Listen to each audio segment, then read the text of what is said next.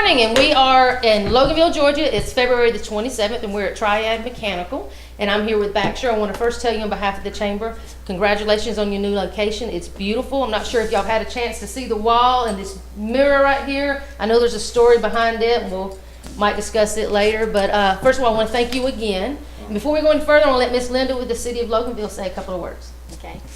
Well, good morning, everyone.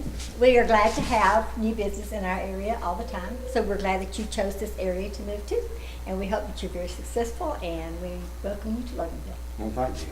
Thank you, Miss Linda. So Baxter, tell us all about Triad. What all do y'all do? Well, first of all, thank y'all for giving us this introduction here. We appreciate that. We're in the heat and air conditioning business. We do single family and commercial. We do new installations, retrofits, and multifamily work is what we do here too. So we do a little bit of everything right here. We've got our staff here. Y'all know Miss Kim. Does everybody know Miss Kim? That's my son Baxter. We got Scott. We got Kyle. We got Mike over here. And we've got, how many employees are y'all running over here? 18. 18. So they're out and about working right now. Yes, ma'am. Well, we're all working too. We're working.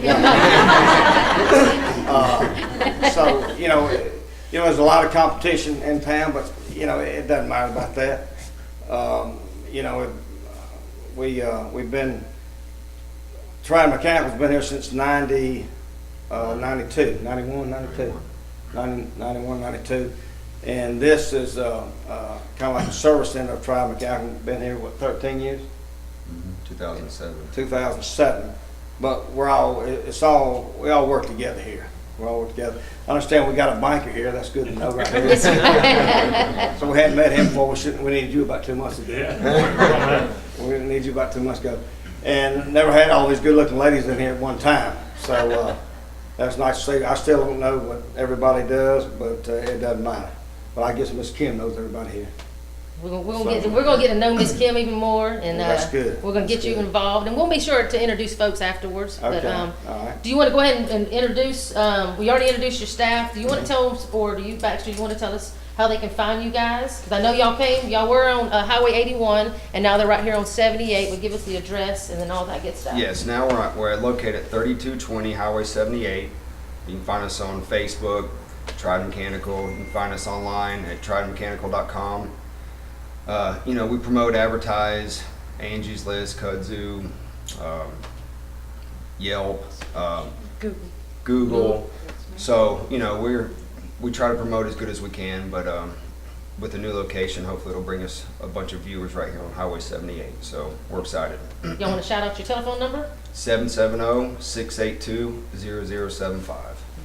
She's done this before. Once or twice. And 24-hour service. Excellent. So that's one thing. Very good. Well, again, Have y'all going 78 towards Monroe? We've got a billboard up there on the right. What's that road right before? 88th Road we got a double billboard up there. I don't know if y'all noticed it, but next time you go that way, notice it. And then I think we're going to have one right here. Are we going to have one right here pretty soon? Right here on the left, right here, we'll have Excellent. one going into Loganville. So, perfect. Well, you've got a new sign out front, so they can't miss you right through here.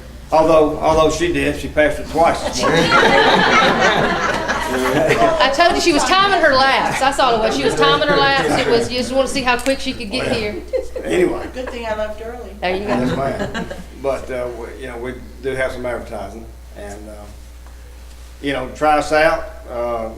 We're here to stay, and we'll make good neighbors, everybody. Very good. Well, again, congratulations, and you ready to go outside and cut your ribbon? Yes, ma'am. They're gonna cut it. They're gonna cut it. All right, sounds good. 1, 2, 3.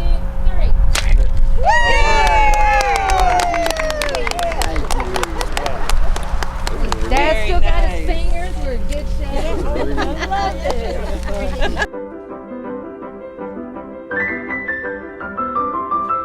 Hi, my name's Christina. I'm one of the groomers here at Monroe Veterinary Clinic, and today I'm going to talk to you about our de-shed process. It's about summertime, which means that all of our pets are going to be blowing their coats and there's going to be a lot of excess fur hanging around your house. I'm sure that's not something you really appreciate. So instead of going and having to shave your pet or trying to brush them out at home, we have a de-shed process here. What we do is that it's part of the bath process. We bring them to the back. We brush them out as much as we can. We put them in the bathtub. We shampoo them up, get them real nice and smelling good. At that point, we rinse them. We put on a deep coat conditioner, and at that point, we brush them out even more. That conditioner helps seep into the coat and helps us really get out that extra fur. We rinse them off. We blow dry them with the force dryer, which is also going to blow out some of that fur, and then we brush again until we don't see much fur coming off. It's not going to be a complete zero shedding treatment, but it is going to cut down on your shedding a lot. It is, again, part of the bath process, so you would pay for the bath as normal, which is going to include your shampoo, your bath, your blowout.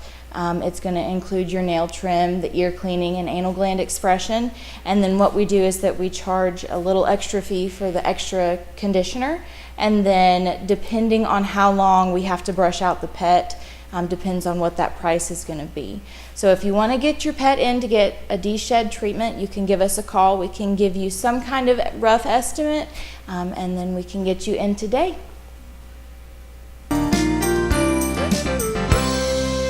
Hello, I'm Kenny Sargent with Keep Walton Beautiful in the Walton County Recycling Center. I want to thank everyone for tuning in. We've continued to stay busy here as we're getting into spring, and we've had some early warm weather this year that I'm sure we're all happy about. And that's really had things picking up here at the center. I did want to remind everyone just to save a trip down here. We've still had quite a few people coming in with things like hedge trimmings and grass clippings and even leaves still. And just a reminder that we do not accept those items here. Those type things would all need to go to an inert landfill. We have several of those throughout our county. You can call us to get some of those numbers if you'd like. Our number here is 770-267-1421. We'd be happy to get you in the right direction as far as the inert materials go. Just remember that so you don't come all the way out here just to have to be turned away. Also, there's been a few changes to our electronics recycling. We had started collecting TVs, and we are still collecting TVs. The only ones we can't take, we found out with the new company we're dealing with, are the older model CRT type televisions. Basically what we need or will accept are just the flat screen TVs. We will still be able to take the smaller CRT monitors for computers, but when we go into TVs, it will need to be just the flat screen TVs, not the older, larger models. So we're still excited that we're able to get rid of TVs of any kind because we have a lot of those thrown away here, and we knew how many were making it all the way to the landfill. So we're happy we're at least being able to capture some of those and have those be recycled. One other thing I wanted to remind everyone of, at all of our convenience sites, as well as here at the main facility off of Leroy Anderson Road, we also have the new use again clothes bins at all of those locations. In those bins, you can put things like shoes, shower curtains, old wash rags, clothes, any materials like that. And we have started filling up some of those. But instead of throwing it away here or wherever you're throwing it away, just know there's a lot of outlets that can save you a little money just to put those into those bins rather than throwing them away. It keeps them out of the landfill as well. So just wanted to make everyone aware of that. Going forward on into the spring, we'll start working on some different things we'll be doing around Earth Day. Generally, shortly after Earth Day, we always have our document destruction event, and we plan on doing that again this year. We're not sure if we're going to do like a tire amnesty on those days or not yet. We're still trying to work through that. but we will keep you updated a little more in the future as the planning comes together on those things. But like I always do, if you've never been out here to our facility and to see what's going on here, what we do and what we offer the county, please come out and visit us. Let us walk you through. Let us get you started recycling. Show us some different options for your solid waste disposal.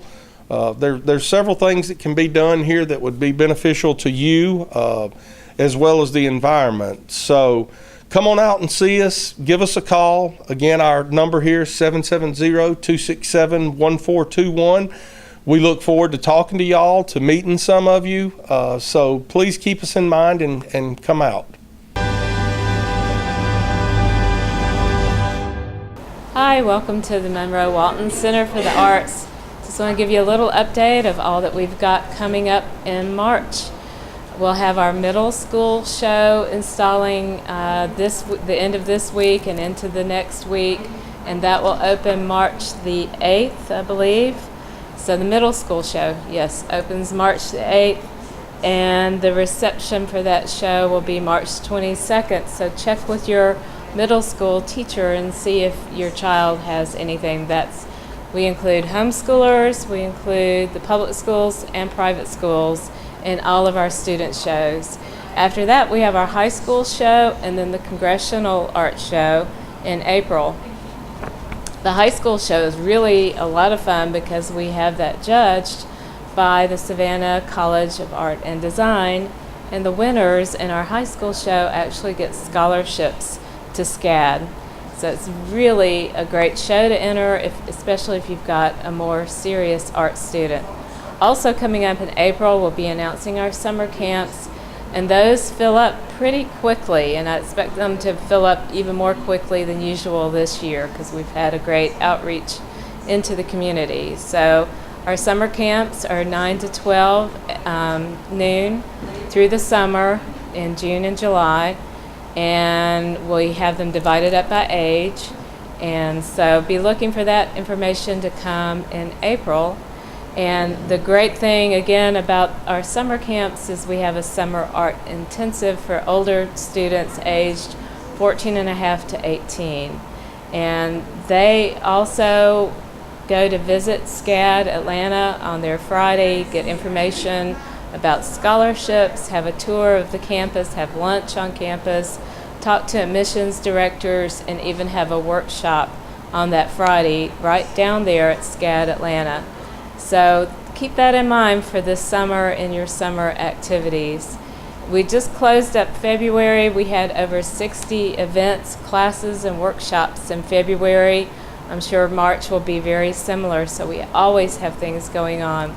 We have our weekly classes for adults and kids. We have our ongoing outreach into the special needs community, and then we have our workshops. So visit us at monroewaltonarts.org and come see us soon. Thanks. Bye.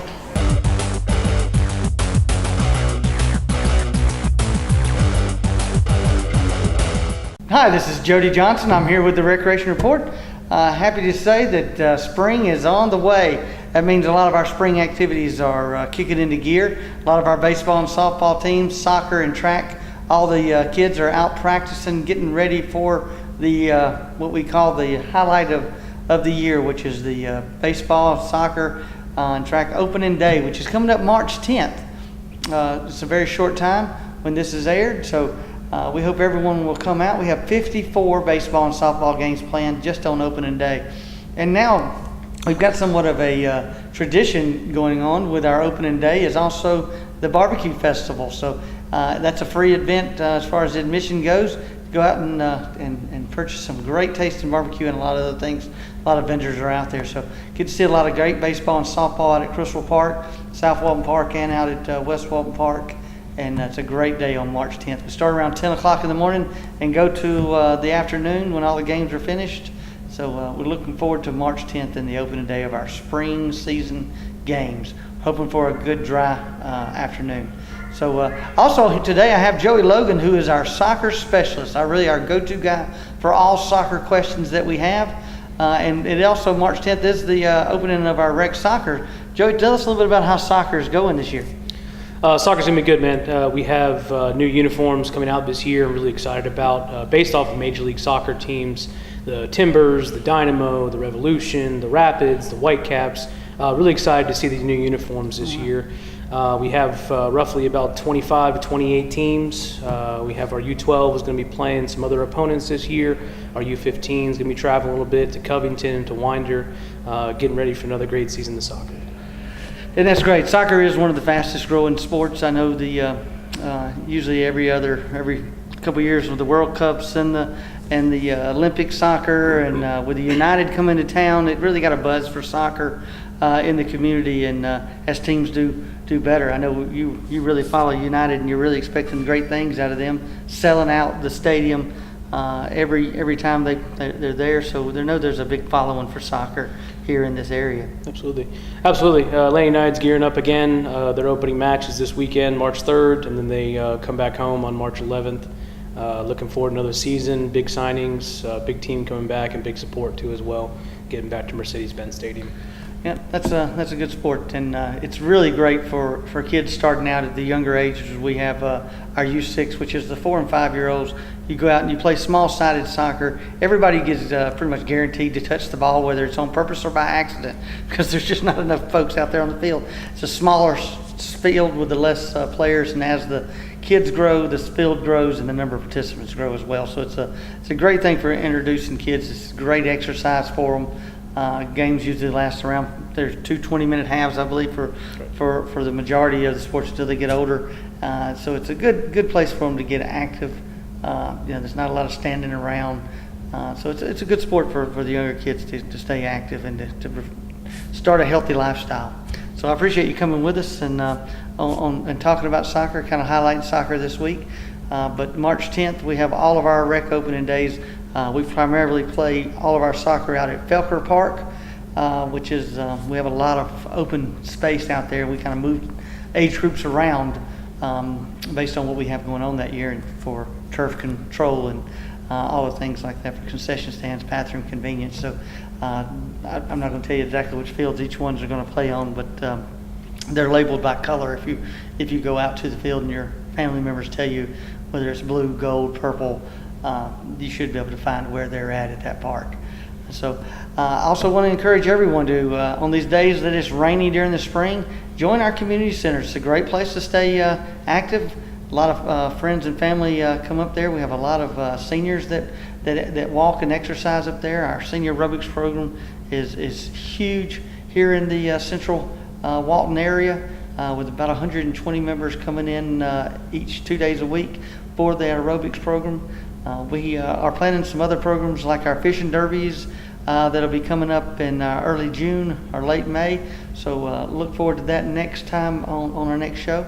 And we'll talk about how the baseball and softball and soccer and the track and field are doing for the season. So remember, again, sportsmanship starts at home. We want everyone to talk with their kids about sportsmanship and to continue a good relationship with the volunteers that we have. So that's why I always say it starts at home, with you talking with your child about their attitudes and their relationships with their coaches and their fellow players. So until next time, thank you very much.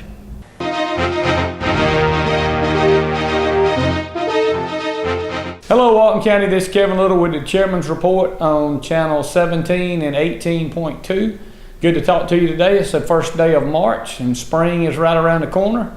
Old Mother Nature is still teasing us a little bit. We have some 70s, and then we drop back to 30s, but everything's kind of moving forward. And so I do want to talk to you as brush and limbs and things beginning to grow and leaves take on trees. If you see problems up and down the roads or the right of way, please let us know. We've had a good bit of wind, some storms through the winter months, and even that one little snow. We may have blocked something, and as days get longer and you're traveling down, you'll be able to see. And that's one of the important things with our public works and road department, is we want to make sure the travel lanes are clear and smooth for you to be able to get to your destination. Speaking of traffic and transportation, we are currently meeting with the city managers and the mayors from the cities in the county. we are continuing to work. We'll have a transportation summit later in the spring, as you can't hardly go anywhere in Walton County and without being impeded by traffic, red light, stop sign, cars. And so that's something that we're working on to try to help you. We're trying to got a spliced vote coming up later this year, and we're wanting to try to leverage that money with DOT's money to try to alleviate some of the traffic problems we have in throughout our county. And we are currently in the process of putting together those projects right now with some of the most needed problems that can be immediately, quickly fixed, and we hope to help you be able to travel smoothly to your destination.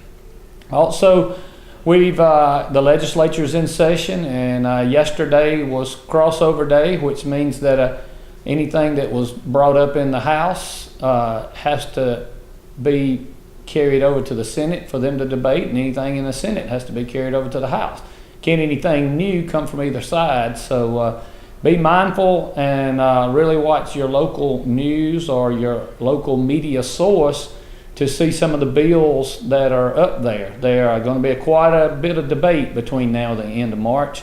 A lot of things affect you locally, and a lot of things that are going to come down to you that the Board of Commissioners and the mayors and councils have no say-so over that's going to affect you. So be mindful. I want to let you know, and I will update you here in the next week or so as we get a little farther down the line. There are a couple of things that I have a major problem with that are going to come from the Gold Dome that are going to be mandates to you, the citizens, through us, the Board of Commissioners. So just wanted to let you know that, and just kind of be involved in your local government, your state government, because it's some things that's going to affect you greatly over the next few years and probably for the rest of your life. And so also want to move on to Hard Labor Creek Reservoir. The Board of Commissioners and the Water Department will be meeting next week. Hopefully we'll have the reservoir open by the first weekend in March, first full weekend in March, which will be the 9th, 10th, and 11th. We hope we'll have the fees set to where you'll be able to fish all the rest of the summer. And it'll be an annual pass or a daily pass is what we're looking at. We just have not arrived at the exact numbers yet. So something exciting to have. I haven't checked the numbers on Hard Labor Creek, but I'm sure with all the rain we've had in the last few weeks, it's probably within 2 or 3 feet of full pool. So it's has grown a lot in the last 2 years. And so it's exciting to have that water source in the county for economic purposes as well as drinking water purposes. So had a lot going on, and if you have any questions or concerns, please give me a call, 770-267-1301. Thank you.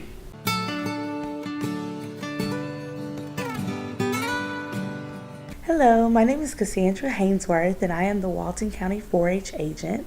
And here at Walton County 4-H, we have a lot of exciting events and activities coming up that youth aged from 5th grade to 12th grade are able to get involved in. Some of our activities coming up, as you see here, we have our poster about 4-H camp. We have a number of camping opportunities for our youth. 5th and 6th graders are going to be camping this summer at Burton 4-H Center on Tybee Island. We also have some junior camps for 7th and 8th graders. That's going to be Wilderness Challenge Camp at Wasiga 4-H Center, Junior Camp at Fortson 4-H Center, and Marine Resources Camp at Burton 4-H Center. We also have 2 senior camps that take place at Rock Eagle 4-H Center. We have Senior Camp and Senior Extreme Camp.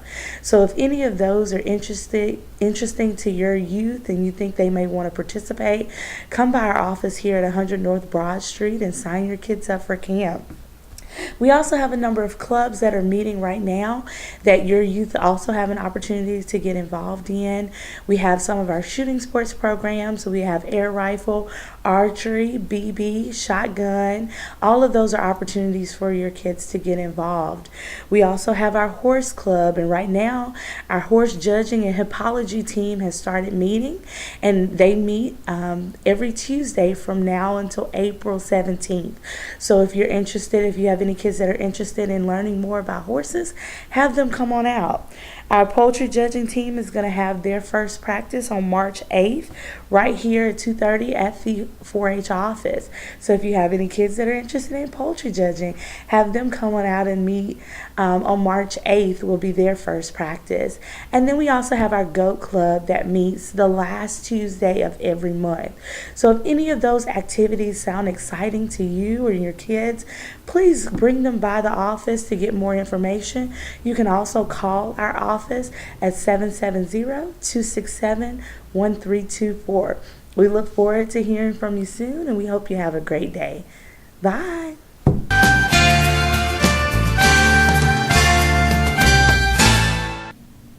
Good morning. Thank you for watching. I'm Dina Huff, Executive Director for the Partnership for Families, Children, and Youth. And today, my guest is Ms. Donna Hawk with Walton County Public Schools, and she is the Title I Parent Coordinator, and she's here to spread some news about what parents in Walton County need to do. So take it away, Donna. All right. This time of the year, we start our revision process in all of our Title I schools, and we send out, we have several surveys going right now, but the survey that the Title I department uses is all about academics. That's what Title I is all about. We use those federal dollars to provide teachers or parapros in the school, or sometimes we do software, that sort of thing. If it's a program on writing or reading, literacy, whatever, those are the items that we also afford for our schools with our Title I funds. But I just wanted to hold up the survey says flyer, that is your actual QR code. Each one of our Title I schools have this probably somewhere displayed prominently in their lobby or right out by car line, whichever. If you want to go online, you can do that. It is on our main website, and we also have the paper copy of it. We will take surveys any way we can get them. We just need that information from our parents. We like to see how we're doing this past year, so the survey serves the purpose of monitoring that for us, and then we use it for our next year for our planning. So it's really important that we hear all information from all of our parents, grandparents, stakeholders, that type of thing. So please, please, please go online and do one of our Title I surveys so that we can get that information collated and out to our schools so we can work on planning for next year. If you could, share with us how many Title I schools that we have in Walton County. We have 9 out of 15 Title I schools, and they are all school-wide Title I schools, and that is based on free and reduced lunch poverty. And that's why I say there are a lot of tags, a lot of strings that come with that funding. So we have to do a lot of paperwork for it, but it's well worth it whenever we provide coaches in the schools. Some of our schools have coaches. We also do parapros, and all of that is in an effort to get that student to teacher ratio down. Which So is very important. yes, it is. It is. If you've got somebody struggling in your classroom, you want to make sure that that person has some one-on-one with a teacher or parapro. So it's always good about that. But we do also pay for software for some. I'm thinking of the writing program that some of our middle schools use to try to get our students up to par on their writing skills. Title I funds are used for a lot of different things, but it's always something to do with academics. It always has to be tied back to that. So, and that's why I say this survey is a little more along those lines so that we can hear from parents. And like I said, we use this to kind of gauge how our last year has gone, this year that we're in right now, and then how we want to plan for next year. So it's really important that parents do this survey for us so that we can take that information and help in that all-important planning for next year. So. Right. So if they need to pick up a paper copy? Should be in their front office. And actually, all 15 schools do this survey. That's how important it is. Okay. I don't see us moving our Title I schools any next year, but we may have one school that was just only TA, which is targeted assistant, and then go into a full Title I school, school-wide, which means every student in that school benefits from those funds. Right. So whenever they're a TA school, we have certain criteria that they have to meet, different tiers, but it's all based on need. Okay. So, So it's very important for parents to either go online and do this survey or pick up the paper copy from your school. Yes. Because you're the spokesperson for your child. And the Walton County school system really wants to hear what you have to say to be able to plan for the future. And you're your best advocate for your child. So I hope that you will all contact your schools and get this survey accomplished for the school system, so they'll know what to do.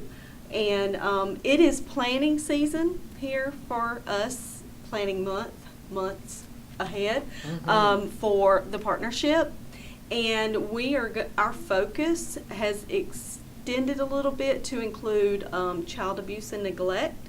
So we will have some strategies that we're working on around child abuse and neglect, because the numbers are up in Walton County, and we will have more information on that, but we are putting that in our plan this year.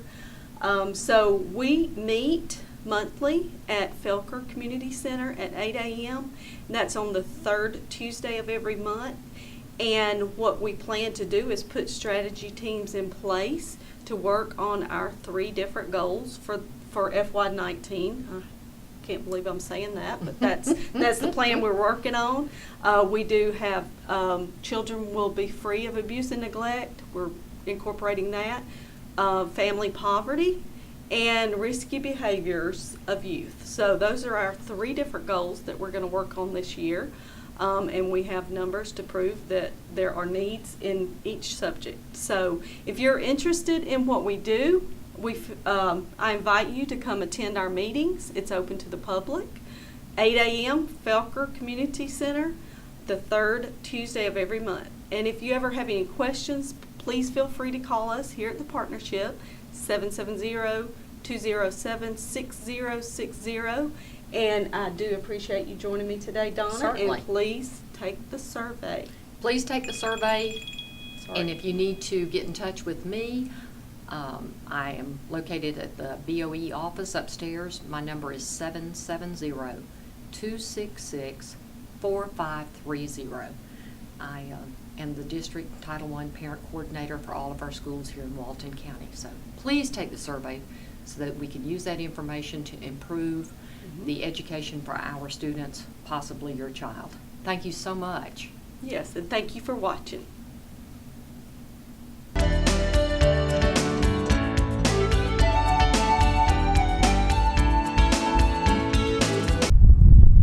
Thanks a lot for tuning in today. As always, we're going to show you some of the dogs and cats that are here at Walton County Animal Control.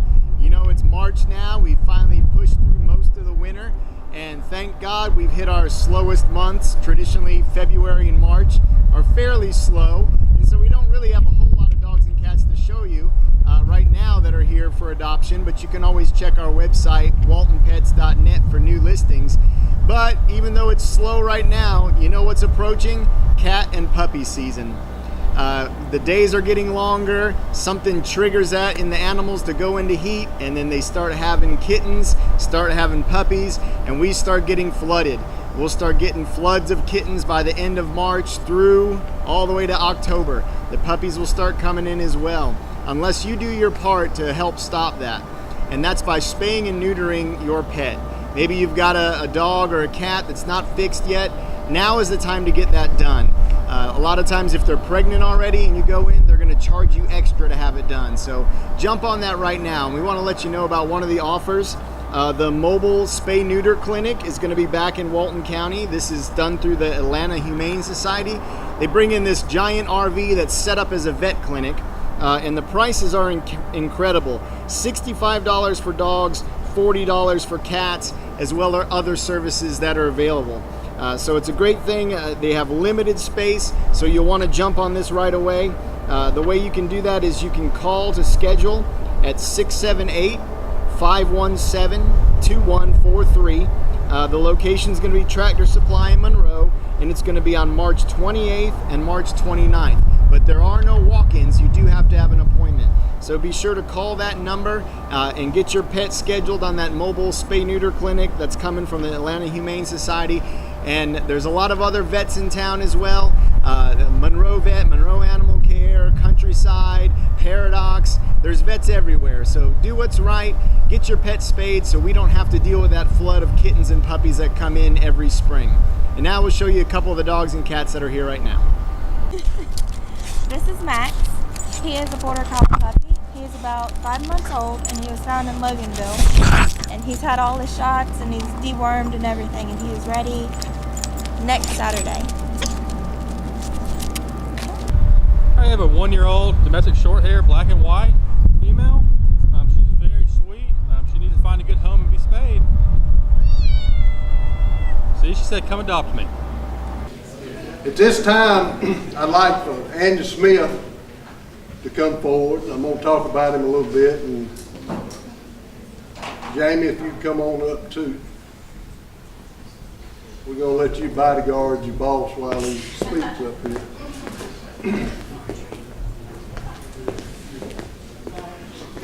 Andy and I guess known one another about 1.5 years. Andy was reared, and if you don't know what reared means, that means he was raised up in Tennessee. He's been on the FBI SWAT. He's been an operator within numerous type operations with the FBI.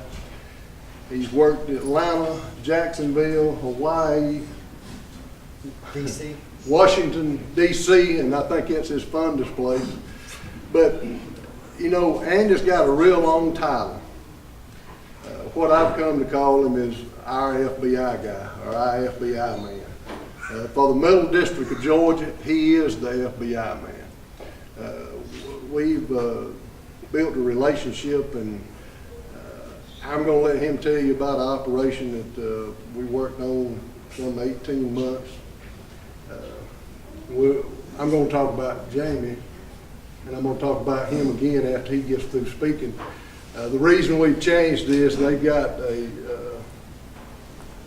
pretty major events going on, and it's kind of breaking and things are happening right now, and they're going to need to leave here and go check out some things related to kidnapping and some pretty violent acts by people. But Andy, other than that, I appreciate you being here, and we want you to just tell us what you need to tell us. Thank you again for being here. Y'all are welcome, Andy.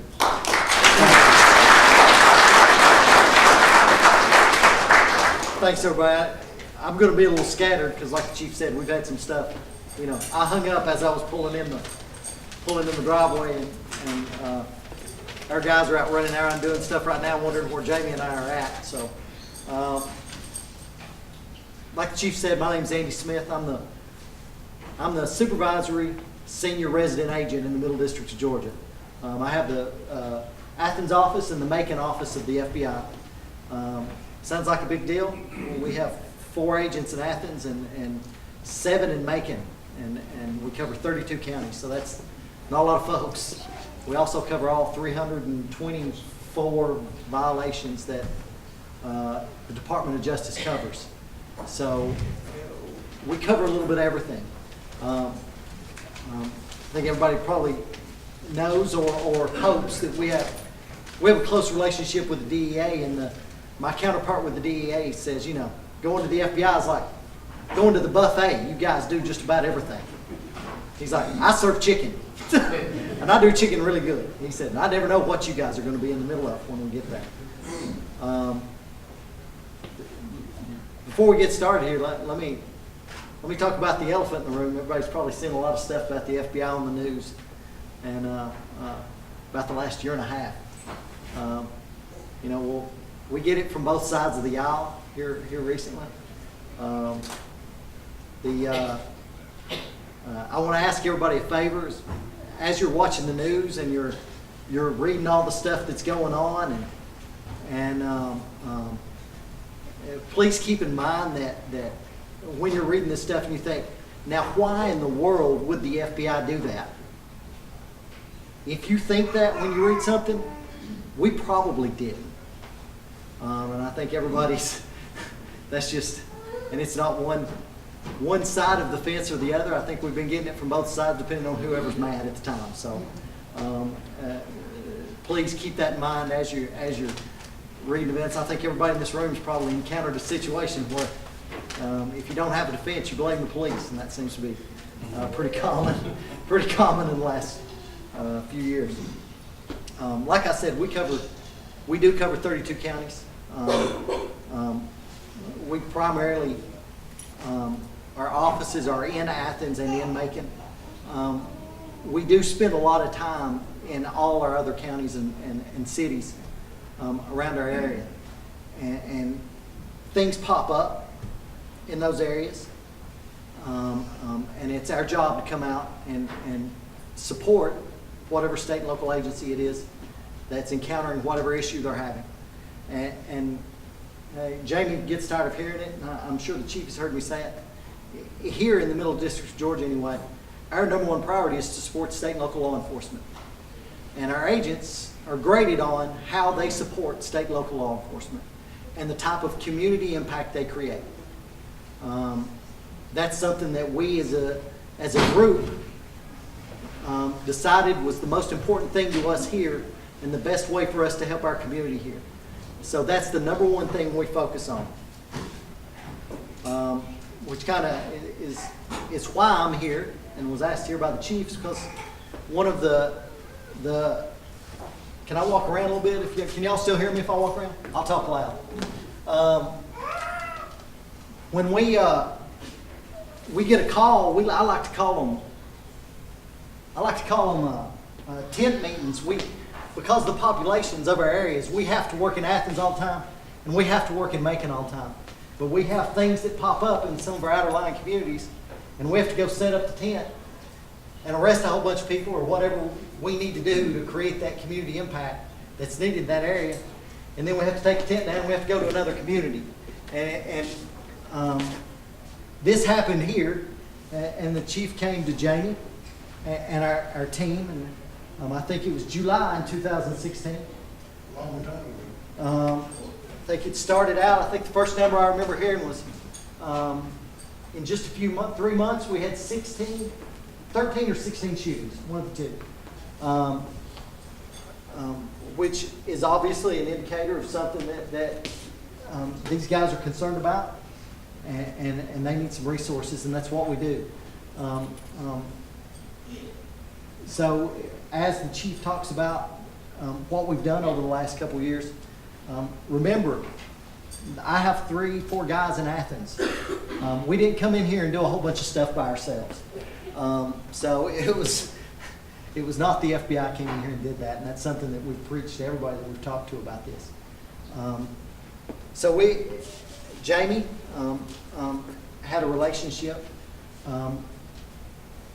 before becoming an FBI agent, Jamie was with the Gwinnett County PD, and through his relationship with Captain Treadwell, Tracy, Aaron and Brandon, they started the process of what we call the enterprise theory of investigation. We're looking for a certain group of people, we've got a certain type of activity that's going on. So they go out and start conducting operations targeting that activity. A lot of work was done. I can't stand up here and tell you how much work Jamie, Aaron, and Brandon did on these cases. It was every night. It was middle of the night. It was constant buying drugs from bad guys, buying guns from bad guys. During this whole thing, I mean, we took 40 guns off the street. I bought a lot of drugs. I don't know, a lot.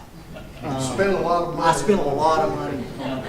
I think the chief was talking to someone about it in front of the group, and he said, "We spent a lot of money. How much did we spend?" And I was like, "I don't want to talk about it. It was a lot." So that over time, you have to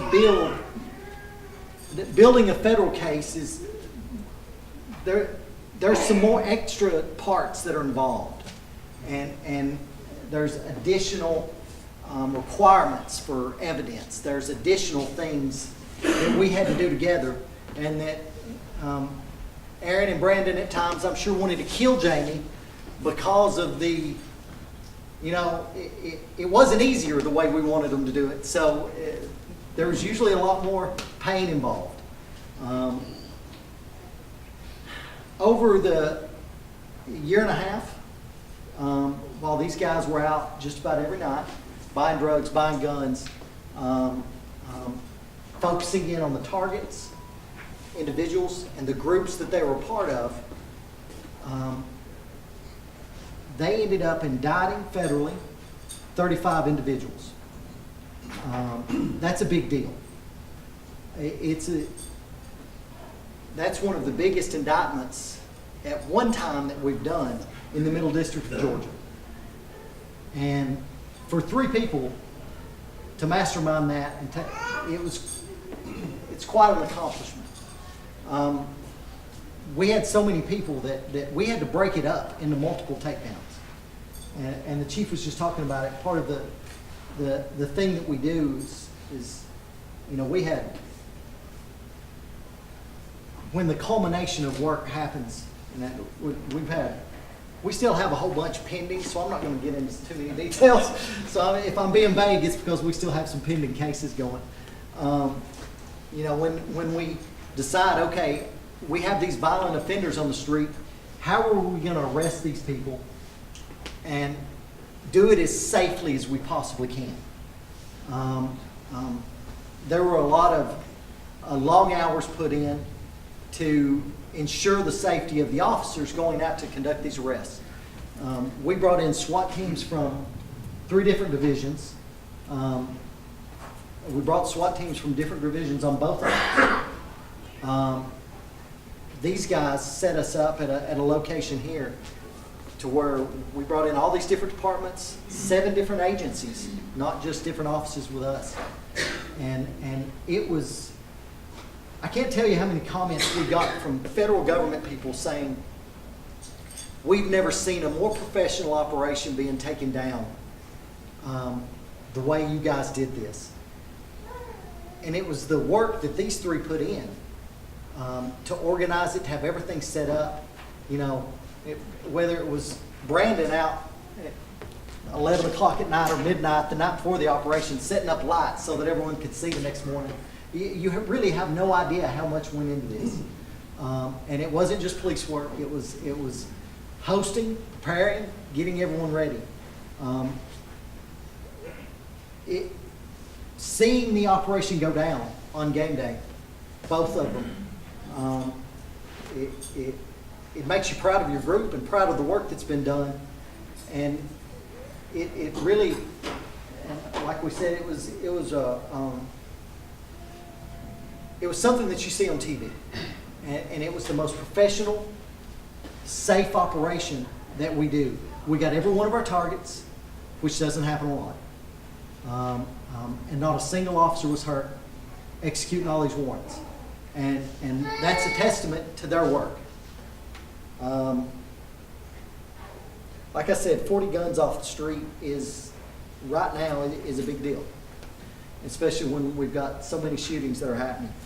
And that part of that, you know, and Chief said, I'm here to talk about the case. Well, that's not really it. This is more of an opportunity for Jamie and I to come here and thank the Monroe Police Department for all the work that they put in, because Jamie's one guy. He didn't do this by himself. He didn't do it alone. To thank the police department for the partnership, for the fellowship, for the extraordinary effort that they put into this work over the last year and a half. And the results. I mean, these types of things and these types of long-term complex investigations are what creates community impact. And that's our job, is to create positive community impact in the communities that we live in. That's why we're here. And to all of you people who are going to be getting awards, I want to say congratulations to everyone. I've seen firsthand how outstanding the Monroe Police Department is, how hard you work. We were talking about the thing that we've got going on, and especially nowadays, no one appreciates what you do. Like the chief said, we're working to kidnap. We had a 4-year-old girl that was gone. And last night in Alabama, chief of police in a department of 2 pulled up on a vehicle that he just thought was suspicious. He didn't have to. He was by himself. He didn't know there was a missing kid. He didn't know anybody was in that car. He pulled off on them. He could have just as easily been hiding out for the rest of the shift. But he didn't. He did his job, and he did it the right way. And he recovered that girl last night and recovered her alive. That's why we do what we do. So, that being said, not a single person is going to jail while we're all sitting in here. So enjoy your dinner tonight. Enjoy the fellowship. And let's get back out on the street and keep our community safe. Thank you.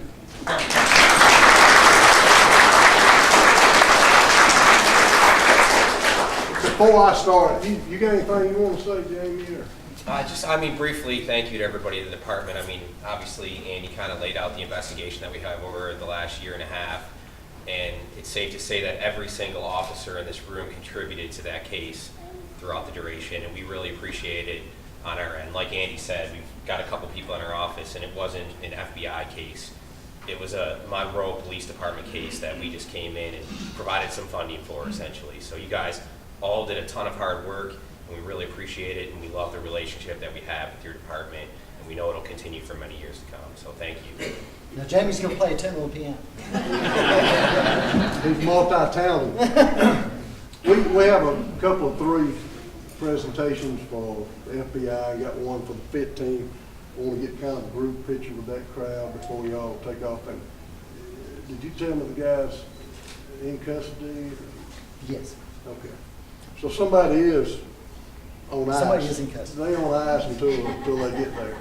But this is to you, Andy, and it's simple. And when you start talking about synchronization and how things come together, outside of some military operations that were pretty large that I've gotten to be a small part of, that was, it come together just so nicely, and so many different moving parts. It was something to behold. It's just an honor to be a part of it, The FBI Supervisory Senior Resident Agent, the FBI man.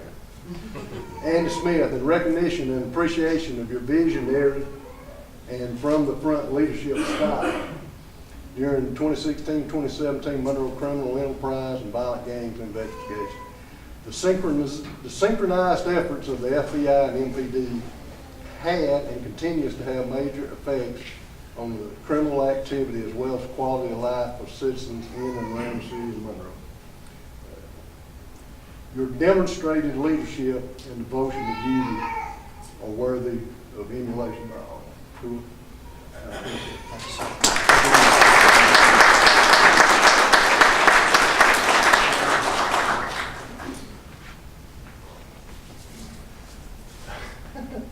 To Special Agent Jamie Hispus. Did I say that close to right? That's good.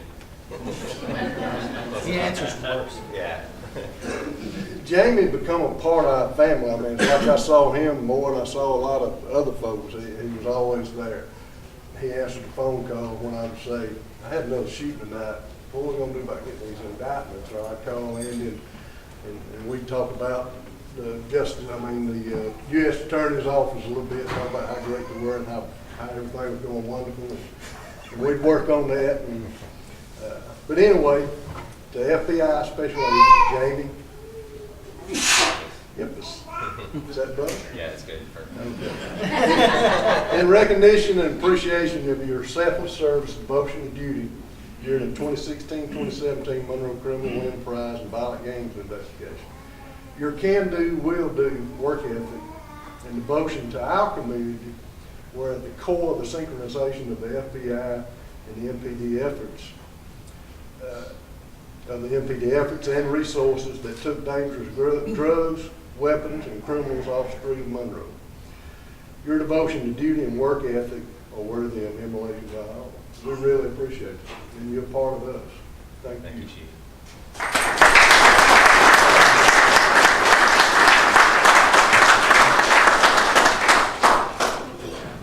If I would, you're gonna get two. You can take this one back to the office. This one's to the Athens office of the FBI. Those guys are, two of them's in DC right now. They're different places doing different things. The Athens office of the FBI, in recognition of your appreciation, tireless efforts and devotion to duty during the Monroe 2016-2017 FBI MPD Monroe Criminal Enterprises and Violent Gangs investigation. Your work and devotion to duty were instrumental in the success of the largest law enforcement operation in the city of Monroe and Walton County history, by far. By far is not on there.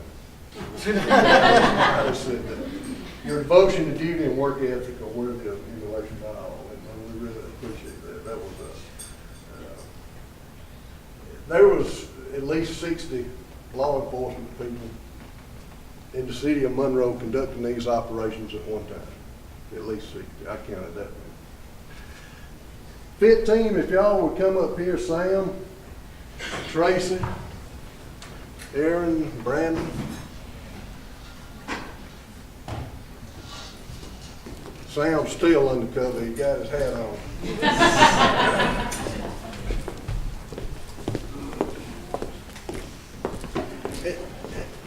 And this is to y'all as a team. Presented to the City of Monroe Police Department Field Investigative Team in recognition and appreciation of your tireless efforts, devotion of duty during the 2016-2017 FBI MPD Violent Criminal Enterprises and Violent Gangs investigation. Your work and devotion to duty were instrumental in the successful of the largest law enforcement operation in the city of Monroe and Walton County history. Your devotion to duty and work ethic are worthy of emulation by all. Y'all doing a great job. Proud to be a part of it. For the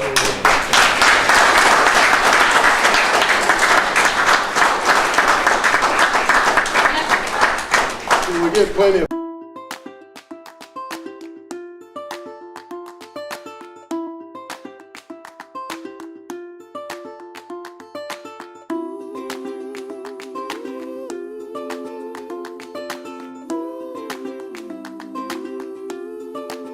Where do you come alive? A stadium, lecture hall, a music hall, church potluck? This year, you have a new spot, walkgeorgia.org, a free website that provides you with all the resources needed to get your heart rate up and body out in your community. Sign up and receive individual or group fitness tracking, fitness demos by certified trainers, recipes, and a guide to resources in your Georgia County, all in one easy-to-use site. When you move more, you live more. walkgeorgia.org.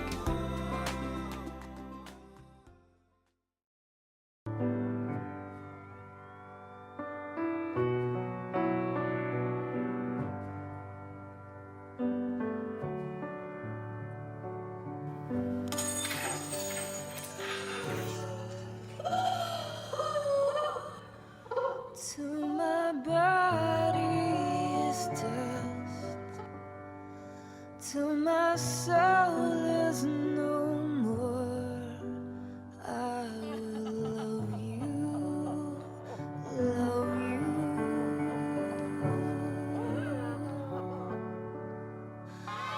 Till the sun starts to cry and the moon turns to rust. I will love you. What's the worst that can happen?